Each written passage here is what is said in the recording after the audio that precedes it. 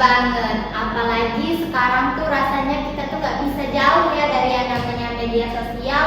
Sebelum tidur kita cek HP, bangun tidur cek HP lagi. Nah itu dia, karena aku tuh pikir sebenarnya media sosial tuh bisa membantu atau bikin makin ribet gitu. Apalagi buat orang-orang yang punya profesi tertentu nih. Iya banget, jadi semua itu kan bisa viral ya. Salah ngomong sedikit, salah posting sedikit, kita bakal jadi bahan gibahan netizen. Padahal belum tentu kita tahu konteks lengkapnya. Dan itu yang bikin menarik. Gimana sih sebenarnya etika profesi di era digital saat ini? Apakah standar moral dan profesionalnya itu berubah atau justru makin ketat? Wah, ini topik berat tapi seru banget nih. Untungnya hari ini kita nggak sendirian. Iya, karena sudah hadir dua narasumber kita yang keren-keren untuk siap membahas ini lebih dalam. Halo, selamat datang kakak-kakak. Halo semuanya. Selamat pagi kak. Boleh kenalin diri dulu nggak nih kakak-kakak dari mana? Selamat pagi Mbak Erika dan Mbak. Senang sekali bisa diundang di podcast Mbak Erika dan Mbak ini yang sangat inspiratif dan juga up to date. Perkenalkan, saya Pak Sofia Tiga dari Universitas Sriwijaya. Kalau boleh tahu di Universitas Sriwijaya sendiri itu di prodi dan fakultas apa nih kak? Kalau untuk saya, kebetulan saya di Fakultas Keguruan dan Ilmu Pendidikan, jurusannya Pendidikan Pancasila dan Kewarganegaraan Mbak Erika. Kalau narasumber kita yang gak apa-apa ini dari mana? Coba dikenalin dulu. Halo semuanya, kenalin nama saya Mutiara Adinda Ade dari Universitas Sriwijaya sama kayak Kak Dinda. Dan di sini saya sama prodi dan fakultas, yaitu Fakultas Keguruan dan Ilmu Pendidikan, dan saya dari prodi PPKN. Oke baik. Kak Dinda dulu nih, gimana sih kabarnya hari ini kak? Alhamdulillah baik Mbak.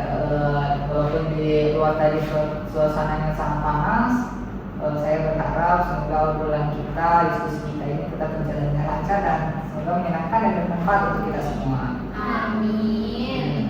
Kalau Kak Mutiara sendiri gimana nih kabarnya hari ini? Baik banget, alhamdulillah ya kak. Siap, meskipun cuaca di luar tadi sangat panas ya, kita siap kupas tuntas pembahasan kali ini dengan narasumber yang keren-keren. Kali ini yaitu Kak Dinda dan Kak Mutiara. Langsung aja nih, kan mungkin ke Kak Dinda dulu. Kan Kak Dinda ini notabene dari Fakultas Keguruan dan Ilmu Pendidikan ya, yaitu Iya, artinya calon guru. Insya Allah calon dosen ya.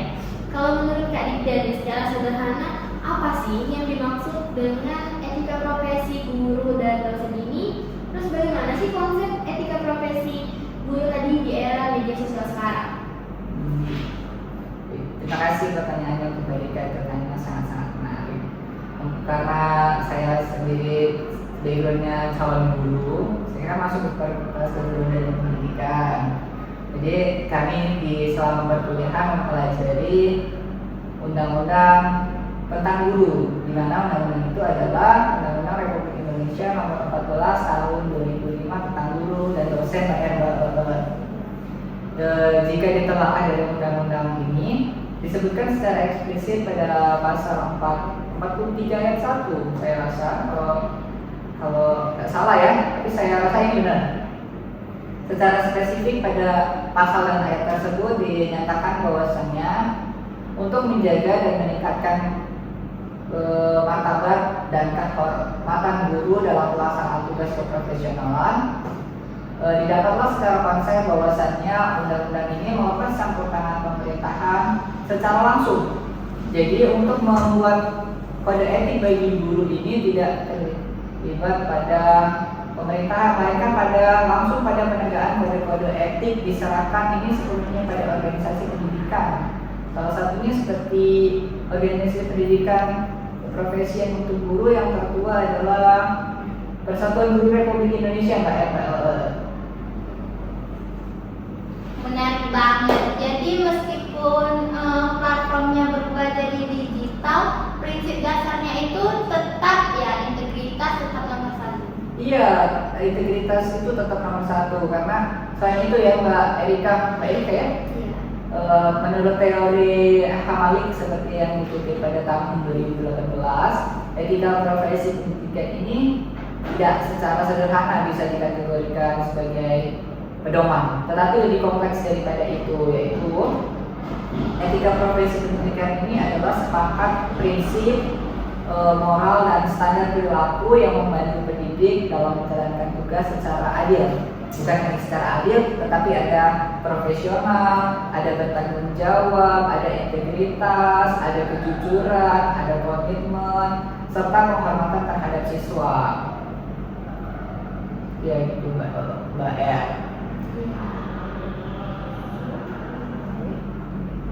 So menurut saya etika profesi di era digital ini adalah bagaimana seseorang mampu tetap menjaga standar moral, integritas, dan tanggung jawab profesionalismenya meskipun berada di ruang digital yang semuanya mudah dan sangat-sangat terbuka ini Mbak ya. Oke, jadi menurut Kak Dia sendiri yaitu menjaga etika profesi itu di era itu dengan cara bagaimana kita tuh bisa tetap menjaga moral, integritas, tanggung jawab, profesional di dunia digital yang serba cepat dan terbuka ini. Iya Mbak. Oke, itu menurut Kak Dida ya. Kalau menurut Kak Mutiara nih, apakah media sosial itu membuat batas antara kehidupan pribadi sama kehidupan profesional nanti? Tentunya kan Kak Mutiara akan menjadi calon guru nih di masa depan. Itu tuh apakah media sosial tuh membuat batas antara kehidupan pribadi Kak Mutiara sama profesi Kak Mutiara itu jadi kabur atau jadi campur-campur? Nah, menurut saya nih ya, itu sangat kabur. Nah, banyak profesional yang akhirnya dinilai bukan hanya dari pekerjaannya kan. Nah, tapi juga dari unggahan pribadi mereka. Ini kadang jadi dilema buat kita semua ya, apalagi pada zaman yang serba cepat ini ya. Nah, jika dilihat dari secara yuridis, Undang-Undang Republik Indonesia Nomor 12 Tahun 2012 tentang perguruan tinggi, Peraturan Menteri Pendidikan, Kebudayaan, Riset, dan Teknologi Nomor 67 Tahun 2024, Organisasi Profesi Pendidikan, serta AD-ART, Kesatuan Guru Republik Indonesia, maka yang bisa kita cerna dari ini adalah bahwa media sosial memang membuat batasan antara kehidupan pribadi dan profesional menjadi semakin kabur. Dalam kerangka hukum pendidikan, identitas sebagai pendidik tidak hanya melekat di ruang kelas, Mbak. Jadi tapi juga dalam ruang publik. Nah, termasuk ruang digital. Regulasi tersebut menegaskan pentingnya integritas, tanggung jawab moral, dan penjagaan kehormatan profesi. Nah, sehingga perilaku individu di media sosial meskipun bersifat pribadi dapat dipersepsikan sebagai representasi profesi dan institusi yang menaunginya. Jadi kita bisa menarik kesimpulan dari yang saya sebutkan ini, bahwasanya kebebasan berekspresi tetap diakui sebagai hak individu. Tetapi dalam konteks profesi pendidikan, kebebasan tersebut dibatasi oleh tanggung jawab etis dan standar profesional yang harus dijaga demi mempertahankan martabat kepercayaan dan publik terhadap profesi. Jadi bagi kita tuh sebagai saya nih calon guru harus menjaga kebudayaan profesionalisme sebagai guru ya. Ya, harus menjaga. Jadi kita tuh bukan hanya secara di kelas ya. Jadi di luar kelas juga. Iya, di luar kelas apapun di media sosial tuh kita harus menjaga supaya kita enggak martabat gurunya. Iya, martabat gurunya tuh. Iya, betul. Iya banget, bahkan opini pribadi pun bisa dianggap merepresentasikan institusi tempat dia bekerja. Oke, untuk Kak Mutiara nih, menurut kakak tantangan terbesar etika profesi sekarang itu apa sih? Salah satu itu adalah kecepatan informasi. Nah, orang ini sering atau netizen ya yang sering kita sebut untuk sekarang itu sering tergoda untuk ikut berkomentar atau membuat konten tanpa verifikasi demi engagement. Nah, padahal sebagai profesional kita punya tanggung jawab moral terhadap informasi yang kita sebarkan. Jadi kita tuh harus memilah untuk diri kita sendiri dan untuk dilihat untuk orang lain ya. Jadi kita benar-benar harus menjaga itu. Bisa memilah dan memilih. Iya. Yang baik dan benar kita. Bener banget. Kadang validasi sosial lebih dicari ya daripada validasi informasi. Untuk sekarang pertanyaan untuk Kak Dinda nih. Kalau menurut kakak bagaimana dengan tekanan publik atau netizen? Kan netizen sekarang ini banyak nih yang menjadi kompor, manas-manasin. Gimana sih itu? Kalau menurut saya jika dihubungkan dengan tekanan publik oleh netizen ini tekanannya berpengaruh sangat besar. Karena apa? Karena kita sebagai orang yang mungkin akan dipandang nantinya sebagai calon guru ya, itu akan dipandang oleh generasi-generasi di bawah kita atau generasi-generasi penerus kita itu benar.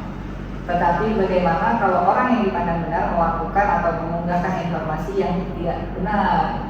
Nah ini yang akan berdampak pada keadaan sosial kita. Contohnya, mungkin ada beberapa budaya cancel culture. Kalau sebelumnya kakak-kakak ini tahu nggak cancel culture itu apa? Kalau menurut aku nih, cancel culture itu kayak kita tuh langsung dijudge, langsung dinilai. Kalau lo tuh nggak profesional di profesi lo gitu. Kalau tuh kita tuh ngelakuin kesalahan yang misal kita sebenarnya nggak ngelakuin itu, tapi karena sebuah cuplikan-cuplikan singkat yang di-up ke medsos itu langsung kena culture, kena langsung cancel culture gitu. Iya benar banget. Jadi kalau dari Mbak Eut ya, Mbak Eut tadi, Mbak Eut ini sebenarnya nggak salah, cuma karena ada beberapa opini, ada tekanan dari media sosial yang mengatakan Mbak Eut ini salah, otomatis jadi orang-orang yang melihat di postingan itu akan menganggap Mbak Eut ini salah. Itulah yang secara sederhana bisa digambarkan cancel culture atau membatalkan secara terus-menerus. Karena ibaratnya nggak mengerti full videonya, baru mengerti cuplikan videonya, ada yang mengatakan itu salah. Kebetulan orang yang mengatakan itu salah orang yang dipandang memiliki pengaruh, makanya orang tersebut mudah dipengaruhi. Jadi dia tuh nggak bisa memilah ya, atau mencari kebenaran dulu Iya. dari sebuah informasi. Iya, orang yang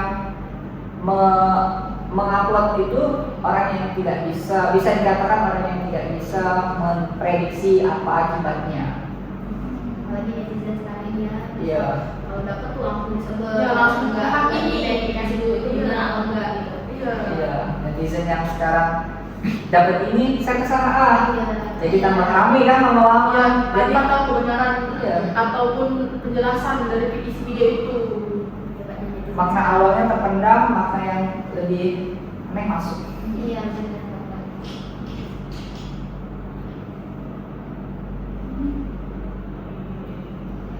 Dan yang lebih parah nih ya, jejak digital itu ternyata abadi. Sekali viral sulit untuk benar-benar hilang karena masih ada misalnya di Facebook nih, mungkin beberapa tahun kita posting nih, beberapa tahun ke depan mungkin masih bisa kita melihatnya ya.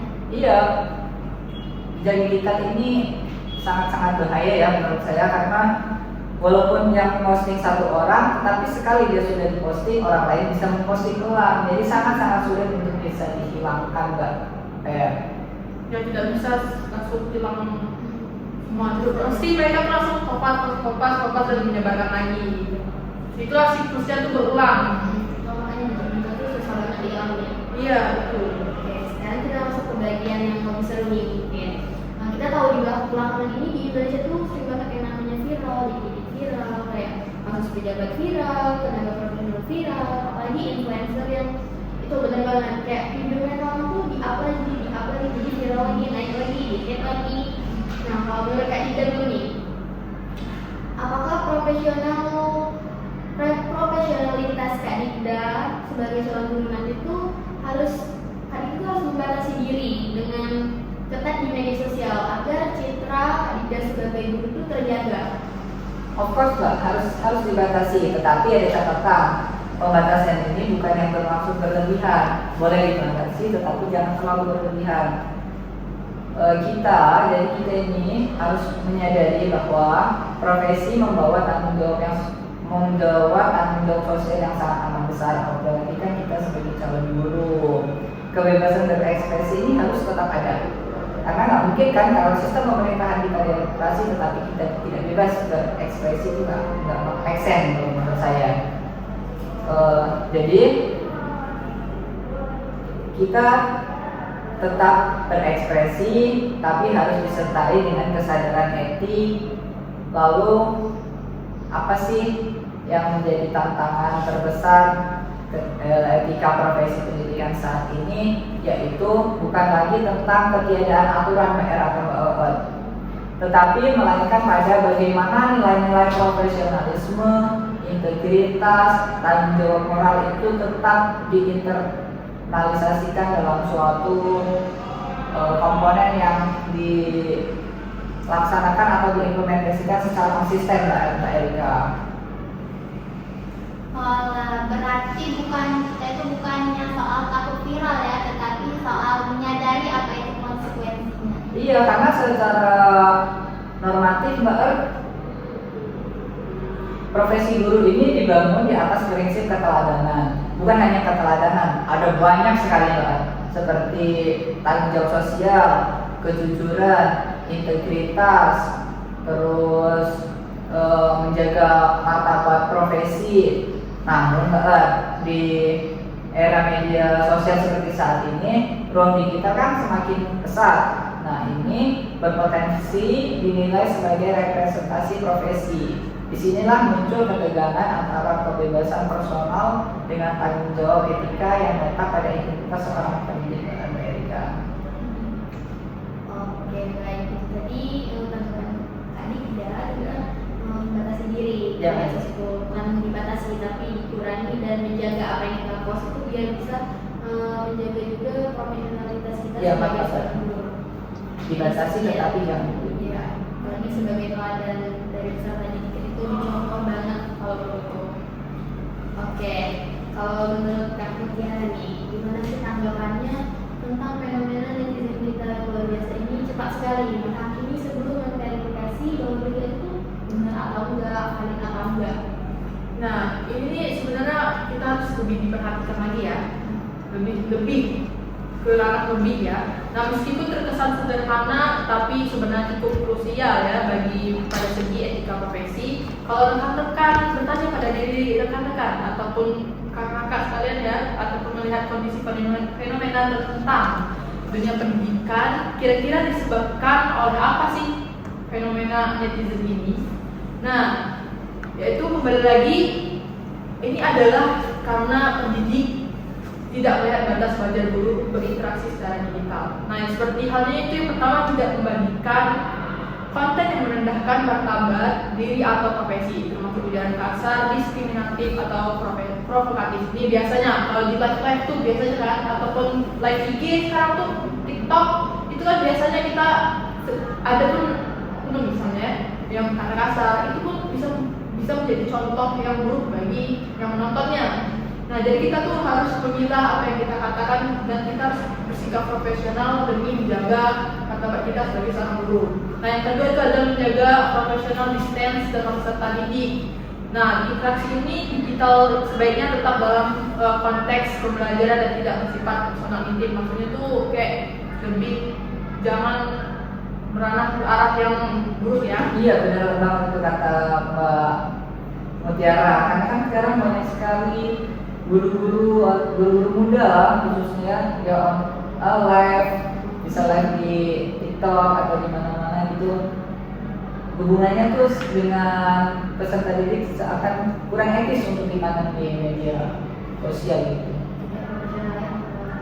Pendidik dan peserta didiknya. Iya.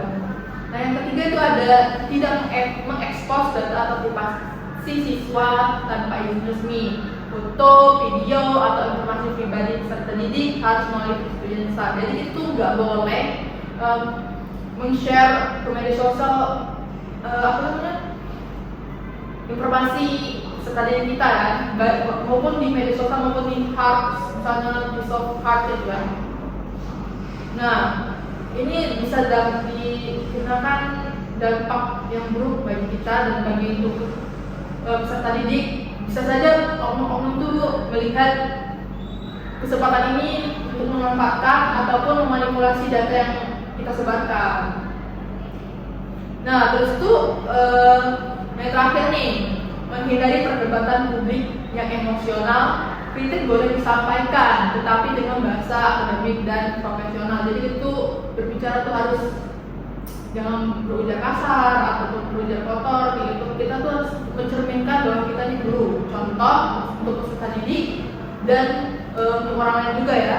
Nah, jadi hal ini yang harus diperhatikan oleh pendidik di Indonesia pada zaman ini. Tetapi jika nantinya batas ini masih juga dilanggar, maka ini menunjukkan literasi digital kita ini masih kurang dan perlu ditingkatkan lagi. Karena etika bukan hanya tanggung jawab profesional, tapi juga masyarakat sebagai pengguna media sosial. Wah, rupanya penting banget ya pemahaman tentang etika sebagai seorang pendidik itu. Etika itu ternyata dua arah, bukan cuma satu belah pihak saja. Iya betul. Oke, kita ke pertanyaan selanjutnya mungkin ya. Kalau suatu saat nih, kakak berada di posisi di mana video kakak dipotong di bagian tertentu dan viral lalu disalahartikan. Kan menurut profesi kakak sebagai guru, apa yang kakak akan lakukan? Coba Kak Dida dulu. Pertanyaannya sangat kompleks kan? Semoga saja ini apa yang ditanyakan oleh Mbak Elbat nggak akan terjadi oleh saya atau untuk guru-guru yang lain ya.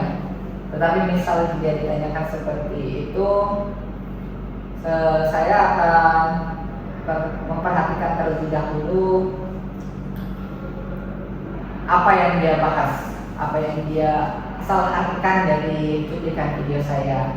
Karena eranya yang makin maju, dikit-dikit bisa dijadikan bahan provokasi, dikit-dikit bisa dijadikan bahan yang intinya dapat merugikan banyak orang, bukan untuk kita saja. Mungkin orang yang salah artikan video kita itu tujuannya ingin menjatuhkan kita, tetapi dia lupa bahwasannya dampaknya itu akan lebih luas daripada kepada saya. Jadi di sini jika nantinya saya di posisi ini, saya akan mengedepankan klarifikasi resmi dan transparansi dulu. Inilah hal yang menurut saya krusial, penting. Selain itu, saya tidak akan merespon atau saya akan mengurangi respon yang berkaitan langsung dengan emosional atau tergesa-gesa di media sosial dengan respon-respon yang spontan. Karena apa? Karena respon-respon yang dikaitkan dengan emosional, respon yang spontan itu biasanya akan menimbulkan kekacauan yang makin keruh. Situasinya ini akan semakin kacau. Jadi langkah pertama yang dapat dilakukan adalah, nah ini mungkin teman-teman di rumah atau siapapun yang menonton bisa memakai cara saya jika pas. Yang pertama ialah mengumpulkan bukti utuh, Mbak. Mengumpulkan bukti utuh ini bisa berupa rekaman, bisa rekaman video, rekaman percakapan, ataupun apalah intinya yang bisa yang berhubungan dengan peristiwa yang disalahartikan. Selain itu saya akan berkoordinasi dengan institusi atau organisasi profesi tempat saya. Kalau saya ingin jadi guru, berarti saya akan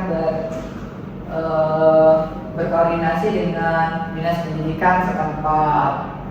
Kemudian transparansi, Mbak. Transparansi juga penting, sikap tenang juga penting, dan tentunya penyampaian klarifikasi yang hasil dari saya mengumpulkan data-data itu disalurkan dengan fakta yang memang benar-benar ada dan dengan cara yang paling etis untuk memulihkan kepercayaan publik tanpa mengorbankan martabat profesi saya. Nah, Oke, baik. Ada yang itu bukan cuma membela diri, tapi menjaga integritas, toleransi, transparansi, juga sikap tenang untuk menanggapi. Oke, kalau menurut kamu Tiara nih, kalau untuk saya pribadi nih, saya akan memastikan bahwa respon yang saya berikan tetap mencerminkan profesionalisme dan kedewasaan saya dalam bersikap. Nah, dalam seperti yang Kak Eut tadi jelaskan, penting bagi saya untuk tidak terpancing opini publik yang berkembang atau yang cepat viral ya, melainkan fokus pada pemulihan reputasi melalui langkah yang ukur dan etis. Jadi saya tidak mengambil langkah yang gegabah ya. Nah, saya akan mengkaji kembali kejadian tersebut secara menyeluruh, mempertimbangkan dampaknya terhadap institusi dan profesi dan saya ya yang paling utama, lalu menyampaikan penjelasan secara terbuka dengan bahasa yang santun dan argumentatif. Nah, jika diperlukan saya juga siap untuk mengikuti mekanisme etik atau kualifikasi internal sebagai bentuk tanggung jawab moral saya. Nah, terus itu bagi saya menjaga kepercayaan publik itu tidak cukup hanya dengan pembelaan diri, tapi juga menunjukkan konsentrasi nilai, ketenangan dan komitmen terhadap integritas profesi. Iya, setuju banget nih Kak Mutiara. Terkadang ya respon emosional di era digital saat ini tuh justru malah memperparah ya, bukan malah memperbaiki. Bener banget. Kalau kita cepat tanggap ya, cepat klarifikasi itu salah, tidak diklarifikasi juga salah. Ya, jadi serba salah. Jadi di situ ya benar, itu harus tenang, harus argumentatif, harus dipikirin dulu, ada transparansi dulu, baru kita tanggapi biar itu nggak jadi salah paham yang baru. Iya. betul. Terang lagi Mbak, itu yang paling penting harus berdasarkan pada fakta yang ada. Ya, bukti yang ada. Karena netizen kita ini kan nggak nyari dulu fakta apa, kebenaran apa, itu kan langsung disimpulkan. Iya. Head itu. Jadi kena dampak buruk itu seperti cancel culture tadi, jadi bisa dicap jelek di profesi kita. Oke, baik. Dari diskusi kita hari ini, kita banyak belajar bahwa tantangan di etika profesi di era media sosial bukan hanya soal aturan, tapi soal kesadaran, tanggung jawab, dan integritas. Iya, media sosial itu sebenarnya bukan musuh, tapi ruang yang harus digunakan dengan bijak. Profesionalisme nggak berhenti di kantor saja, tapi juga berlaku di dunia digital. Oke, kita ucapkan dulu nih terima kasih nih kakak-kakak yang keren banget udah bahas tentang etika profesi di era media sosial kita sekarang ini. Terima kasih untuk Anda dan Kak Mutiara sudah meluangkan waktunya untuk datang ke podcast kami. Terima kasih kembali untuk Mbak Eka dan Mbak sudah mengundang kami. Dan menjadikan ini sebagai sebuah pengalaman yang berkesan ya. Jangan lupa untuk tonton. Semoga yang kita sampaikan tadi bisa bermanfaat untuk teman-teman semua di rumah maupun dimanapun berada yang sudah menonton podcast Mbak Eka dan Mbak Eka ini. Oke.